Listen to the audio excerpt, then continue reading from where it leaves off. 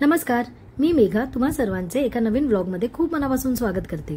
तर आज आहे महाशिवरात्र आणि महाशिवरात्र म्हणजे महादेवाचा सगळ्यात मोठा सण आणि आज सकाळी सकाळी मी व्हिडिओ सुरू केलेला आहे। छान सूर्यप्रकाश माझ्या घरात आलेला आहे आणि इतकं हिरवगार झाडांवरती सूर्यप्रकाश असा पडला ना की खूप सुंदर दिसतं। तर महाशिवरात्रीला प्रदोष काळी 4 प्रहरामध्ये पूजा करण्याची प्रथा आहे। तर ह्या वर्षी मी 4 प्रहरी महादेवाचा अभिषेक आणि पूजा करणार आहे। तर व्हिडिओ स्किप न करता शेवटपर्यंत पहा म्हणजे तुम्हाला हे सगळं पाहता येईल। आणि माझ्या घरासमोरच हे शिव मंदिर आहे, गावदेवी मंदिर आहे आणि शिव मंदिर आहे। पण आता सध्या तिकडे रिनोव्हेशनचं काम चालू आहे। पण कालच आम्हाला कळलं की इथे मंडप घातलाय आणि इकडे दर्शनासाठी हे मंदिर 1 दिवसासाठी खुलं करण्यात आलंय। तर विचार केला आधी आपण घरची पूजा करूया। प्रदोष समयी ही पूजा करायची असते। 4 प्रहर म्हणजे 6 ते 9, 9 ते 12, 12 ते 3 आणि 3 ते 6 आणि त्या मधल्या वेळामध्ये आपण या मंदिरात जाऊन येऊया। तर चला व्हिडिओला सुरुवात करूया। सण कोणताही असो, प्रत्येक पूजेची सुरुवात ही माझ्यासाठी तर उंबरठ्या पूजनेच होते। कारण उंबरा प्रसन्न असेल ना, सुशोभित असेल की घरात प्रसन्नता येते। तर हळदीचं लेपन करण्यासाठी मी पवित्र जलाचा पण वापर केलेला आहे। हे चंदन सुवासाचं आहे आणि खूप सुंदर आहे।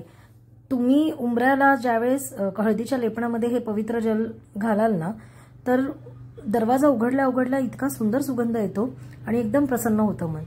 तर हळद, पवित्र जल, गुलाब जल, चंदन पावडर आणि हे गोमूत्र, हे ताजं गोमूत्र माझ्या मिस्टरांनी फार्म हाऊसवरनं आणलं होतं, त्यामुळे मस्त वाटतं हे एकदम। आणि एक अशी पातळ जाडसर अशी पेस्ट करून घ्यायची, एकदम पातळ पण नाही करायची, एक सलग व्यवस्थित बसलं पाहिजे। माझ्या उंबरठ्याला पॉलिश मी मुद्दामच केलं नाहीये, कारण पॉलिश केलं ना की व्यवस्थित लेपन बसत नाही। रॉ ठेवलं ना जेवढं लाकूड तेवढं ते छान लेपन बसतं। तर उंबरठ्या पूजनापासून मी सुरुवात केलेली आहे आपल्या महाशिवरात्रीच्या पूजेला। घराच्या प्रवेशद्वाराला लाकडी उंबरा असणे खूप महत्त्वाचं मानले जाते। हल्ली घरामध्ये मार्बलचा उंबरा लावला जातो, पण त्याच्यामुळे चौकट पूर्ण होत नाही। तिन्ही बाजू लाकडाचीच असते आणि खाली जर उंबरठा आपण लाकडाचा लावला तरच चौकट पूर्ण होते। आणि उंबरा पूजनला हिंदू संस्कृतीमध्ये अनन्यसाधारण महत्त्व आहे। तिन्ही सांजेला केलेल्या उंबरा पूजनचे विशेष महत्त्व आहे। त्याचे कारण असे की लक्ष्मी आपल्या घरामध्ये तिन्ही सांजेच्या वेळेस येत असते आणि उंबरठा पूजनाच्या निमित्ताने आपण लक्ष्मीचे स्वागत करत असतो। कारण कितीही बाहेरची नकारात्मक शक्ती असेल तरी ती घरात प्रवेश करू शकत नाही, कारण घराचा उंबरठा वाईट लहरी, वाईट शक्ती, वाईट विचार घराबाहेर थोपवून ठेवतो। उंबऱ्याखाली चांदीची चपटी तार ठेवली तर वास्तूत सुख समृद्धी नांदते असे वास्तुशास्त्रज्ञ सांगतात। ज्यावेळेस मी हे घर घेतलं त्यावेळेस बऱ्याच फ्लॅटमध्ये मार्बलचा उंबरा होता, पण आम्ही त्यांना बिल्डरला कटाक्षाने सांगितलेलं की आम्हाला उंबरा लावूनच देऊ नको, कारण आम्हाला विधिवत उंबरा स्थापन करायचा होता। तर ह्या उंबऱ्याच्या खाली मी चांदीची चपटी तार, काही पंचरत्न असं ठेवून मग त्याच्यावरती लाकडी उंबरठा ठेवलेला आहे। तर अशी शास्त्रसंगीत आपली उंबरठ्याची पूजा झालेली आहे आणि आता पहिल्या प्रहराच्या पूजेची माझी तयारी चालू आहे। महादेवाला आपण पंचामृत बनवतोच, पण मी यावेळेला सगळ्या गोष्टी या वेगवेगळ्या केलेल्या आहेत। म्हणजे दूध, दही, तूप, मध, साखर हे पंचामृताचं सामान आहे। त्याचबरोबर महादेवाला प्रिय असलेलं उसाचा रस, यावर्षी मात्र मी उसाचा रस अगदी आवर्जून आणलेला आहे, कारण उसाचा रस महादेवाला अत्यंत प्रिय आहे। त्याचबरोबर उसाच्या रसासोबतच केशर मिश्रित पाणी हे सुद्धा महादेवाच्या पिंडीवर आपल्याला ह्या दिवशी वाहायचं आहे। त्यानंतर चंदन, ही सगळी तयारी मी करून ठेवलेली आहे। आणि त्याचबरोबर आपल्याला काही धान्यसुद्धा पिंडीवरती वाहायचं आहे, ज्याच्यामध्ये काळे उडीद, काळे तीळ, तांदूळ, मूग डाळ, अख्खे मूग असं आपल्याकडे जे धान्य आहे ते धान्य आपल्याला महादेवाच्या पिंडीवर ह्या दिवशी वाहायचंच आहे। आणि महादेवाला प्रिय असणारं भस्म आणि चंदन हे सुद्धा वाहायला अजिबात विसरायचं नाही आहे। तर म्हणून मी ह्या सगळ्या आधी पूर्वतयारी करून घेतली, कारण ऐन वेळेला पूजेला बसल्यानंतर हे राहिलं ते राहिलं असं प्रत्येक वेळेस होतं। तर ते राहू नये म्हणून सगळं आधी काढून घेतलं आणि त्याच्यानंतर पहिल्या प्रहराच्या पूजेला मी सुरुवात केलेली आहे। पहिल्या प्रहरेची पूजा जी असते त्या पिंडीवरती दूध वाहतात. पण मला हा सिक्वेन्स लक्षात राहिला असता नसता, म्हणून मी विचार केला चारी प्रहरी आपण सगळे जिन्नस वाहायचे महादेवाच्या पिंडीवर, म्हणजे हे राहिलं ते राहिलं असं होणार नाही. पूजेची सुरुवात ही दीपप्रज्वलनाने होते, म्हणून मी या माझ्याकडे असलेल्या छोट्या समया दोन्हीही प्रज्वलित केलेल्या आहे आणि मुख्य पूजेला सुरुवात केलेली आहे. महाशिवरात्रीच्या रात्री 4 प्रहराच्या भगवान शंकराच्या पूजेला अनन्यसाधारण महत्त्व आहे. 4 प्रहराच्या पूजेमध्ये वेगवेगळे फलप्राप्ती होते. पहिला प्रहर हा संध्याकाळी 6 ते 9 या दरम्यान असतो. म्हणजे जर पहिल्या प्रहराची पूजा करायची असेल तर संध्याकाळी 6 ते 9 मध्ये करायची असते. पहिल्या प्रहरी पूजा केल्याने आरोग्य व दीर्घायुष्य प्राप्त होते. त्यामुळे पहिल्या प्रहरी आपण दुधाचा अभिषेक करायचा असतो.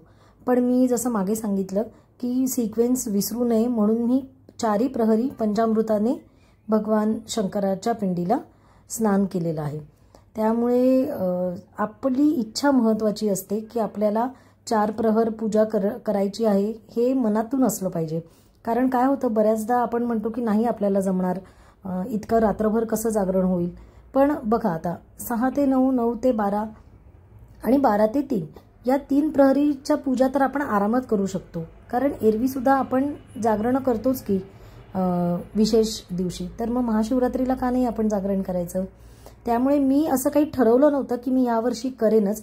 मी म्हटलं आपण प्रयत्न करून बघूया. जर महादेवाच्या मनामध्ये असेल तर महादेव स्वतःच आपली 4 प्रहरी पूजा करून घेईल. आणि झालं सुद्धा तसंच.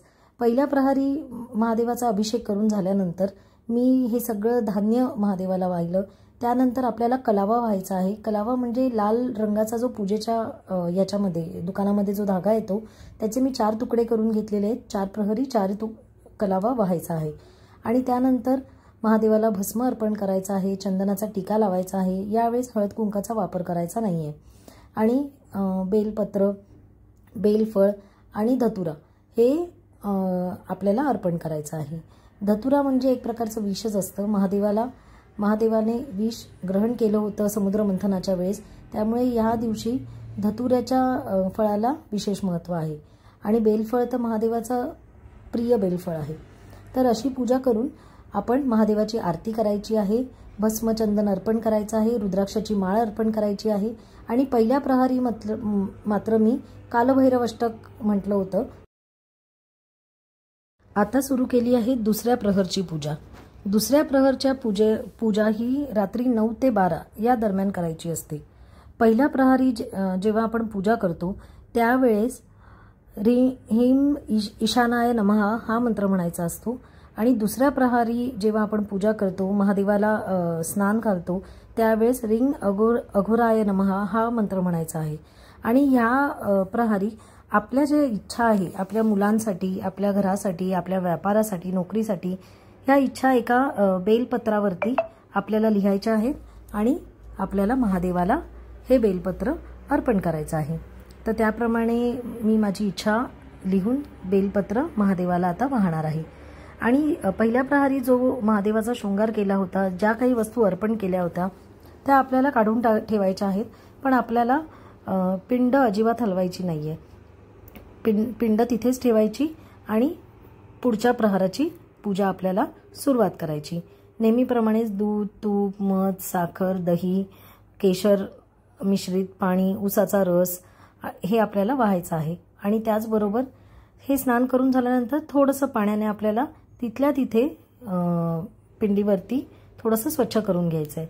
आणि त्यानंतर नेहमीप्रमाणे आपल्याला केशर चंदनाचा गंध लावायचा आहे पिंडीला आणि भस्म अर्पण करायचं आहे. आणि भस्म अर्पण करून झाल्यानंतर आपल्याला महादेवाच्या पिंडीवरती धान्य वाहायचं आहे. त्याच्यामध्ये तांदूळ, काळे तीळ, मूग, काळे उडीद याचा आपल्याला समावेश करायचा आहे. त्यानंतर आपण जो कलावा 4 भागामध्ये कट करून ठेवला होता तो कलावा अर्पण करायचा आहे. आणि आपल्याला रुद्राक्षाची माळ अर्पण करायची आहे. माझ्या बाबांनीही मला छोट्या रुद्राक्षाची माळ दिली होती, तर मी तीच अर्पण केलेली आहे. आणि त्यानंतर आता आपल्याला गळती ठेवायची आहे. आणि गळतीमध्ये थोडंसं दूध घालून आपल्याला आता पाणी घालून आपल्याला अभिषेक करायचा आहे. दुसऱ्या प्रहरी महामृत्युंजय मंत्राचा आपल्याला जाप करायचा आहे. पण जाप करण्यापूर्वी आपण सगळ्यात आधी महादेवाची आरती करून घेणार आहोत आणि महादेवाला प्रिय असलेला डमरू वाजवून.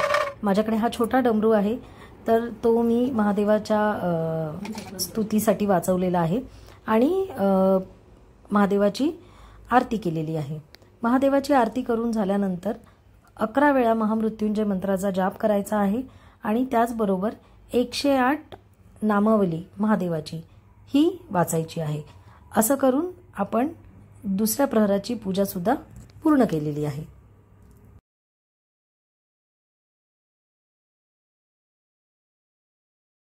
आणि आता आम्ही तिघी महादेवाच्या मंदिरात जात आहोत. महादेवाच्या मंदिरात आम्हाला जायचंच होतं. माझ्या घराच्या समोर एक महादेवाचं मंदिर आहे, पण तिथे नंतर आम्हाला समजलं की ते रिनोव्हेशनमध्ये असल्यामुळे तिथे महादेवाचा फक्त फोटो आहे, पिंडाची स्थापना केली नाहीये. त्यामुळे आम्ही एक वेस्टला मोठं मंदिर आहे दुबे बाग, इथे संकटमोचन हनुमानाचं मंदिर आहे. त्याच्या बाहेरच बेलाच्या झाडाखाली सुंदर महादेवाची पिंड आहे आणि आम्हाला पूर्ण खात्री होती तिथे गर्दी नसणार, कारण हे मंदिर थोडंसं आउटस्कर्टला आहे बदलापूर शहराच्या, पण खूपच सुंदर मंदिर आहे. छान नदीचा घाट आहे त्याच्या मंदिराला लागूनच आणि महादेवाची सुंदर पिंड आहे. तर म्हटलं आपण ह्याच मंदिरात जाऊया. आम्ही जसजसं पुढे जात होतो तसतसं लक्षात आलं की इथे लाईट नाही आहेत आणि रस्ता थोडासा भीतीदायक वाटत होता, पण म्हटलं नाही, आता आपण आलोय तर जाऊयाच.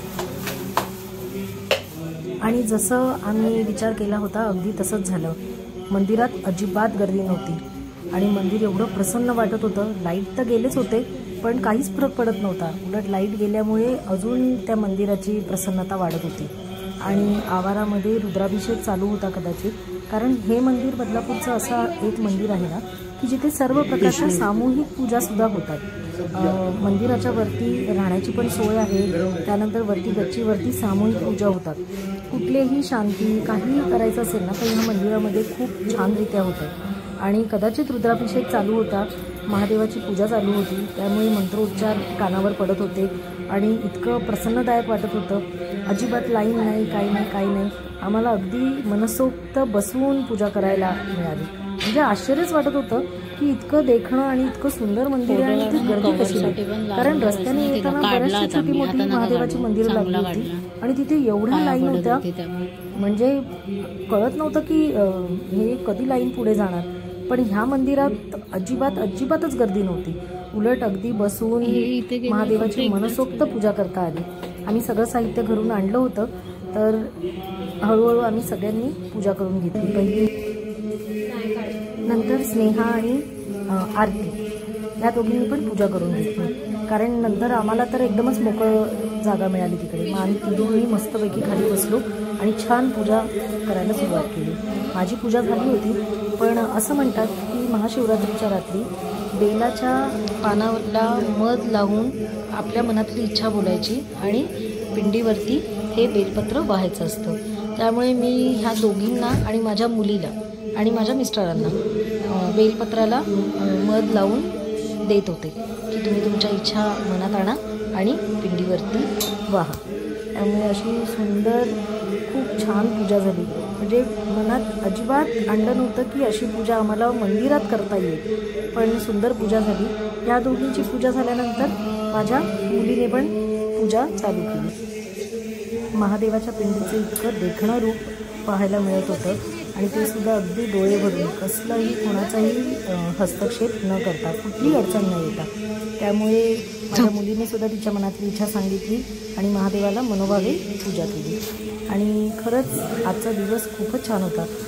प्रत्येक वेळेला नेहमी मनात प्रश्न पडायचा की महाशिवरात्र हे नाव आहे, तर मग लोक सकाळी का अभिषेक करतात, पूजा का करतात. पण आता मला काही गोष्टी वाचन माझं वाढलेलं आहे किंवा काही गोष्टी मी ऐकते तेव्हा त्या लोट्यामध्ये आहे बघ, जानू पिशवीच्या मागे लोटा आहे की महाशिवरात्र ही संध्याकाळी 6 पासून म्हणजे प्रदोष काळापासून चालू होते. ती रात्रभर जागवायची असते आणि दुसऱ्या दिवशी सकाळी 6 वाजेपर्यंत ही पूजा असते. त्यामुळे यावर्षी आम्ही तिघींनी थोडासा ठेव बाप्पांना की आपण 4 प्रहरी पूजा करूया. सुरुवात तर करूया, होईल नाही होईल ते महादेव बघून घेतील. आणि होतंय हळूहळू. मनात इच्छा असेल तर सर्व काही होतं, हे मात्र नक्की. काय आश्चर्य, माझे मिस्टर पूजेला बसले आणि लाईट आली आणि सगळीकडे झगमगाट झाला. छान वाटत होतं एकदम. पण ह्या आधीच्या दिव्यांच्या प्रकाशात सुद्धा मंदिर तितकंच तेजस्वी दिसत होतं, पिंड तितकीच तेजस्वी दिसत. आता घरी आल्यानंतर येईपर्यंत आमचा तिसरा प्रहर चालू झाला होता. तर तिसरा प्रहर हा असतो 12 ते 3 या दरम्यान. तर आम्हाला घरी येता येता जवळजवळ 11:45 वाजले होते. मग त्यानंतर थोडा फराळ केला आणि तिसऱ्या प्रहरीच्या पूजेला सुरुवात केली. तिसऱ्या प्रहरीच्या पूजेला जो आधी आपण साज महादेवाला चढवला होता तो सगळा खालच्या ताम्हणामध्ये काढून घ्यायचा आणि परत महादेवाला अभिषेक करून पुन्हा सगळं जिन्नस व्हायचे, पंचामृत व्हायचंय, उसाचा रस, सगळं व्हायचंय, धान्य व्हायचंय. आणि ह्या वेळेला मधाचं लेपन बेलपत्राला करायचंय आणि आपल्याला ते महादेवाला व्हायचंय आणि आरती करून घ्यायची आहे. आणि परत ह्या वेळेला मी कालभैरवाष्टक म्हटलेलं आहे आणि ओम नमः शिवाय हा जाप केलेला आहे. तर असं पूर्ण ही तिसऱ्या प्रहराची पूजा आपली झालेली आहे.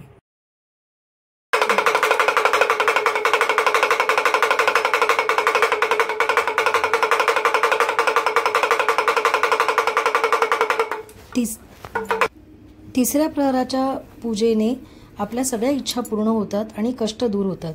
त्याचप्रमाणे तिसऱ्या प्रहराच्या पूजेच्या वेळेस मंत्र म्हणायचा आहे, ह्रीं वामदेवाय नमः. असं करून माझी तिसऱ्या प्रहराची पूजा संपन्न झाली आहे.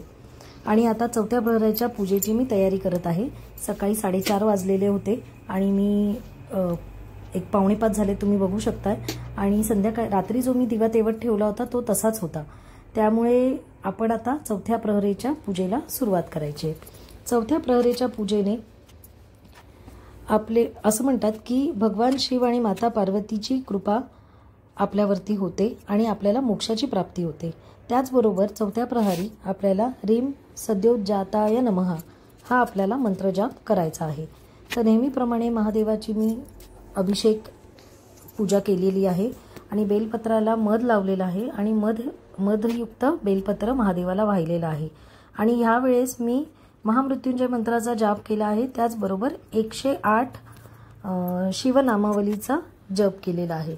आणि छान प्रत्येक वेळेला आपण जशी आरती करत होतो तसं धूप दीप दाखवून आपल्याला चौथ्या प्रहराची महादेवाची आरती करायची आहे आणि आपलं वाचन पूर्ण करायचं आहे. अशा प्रकारे माझी चौथ्या प्रहराची सुद्धा पूजा उत्तमरित्या झालेली आहे आणि माझे 4ही प्रहराची महाशिवरात्रीची पूजा संपन्न झालेली आहे.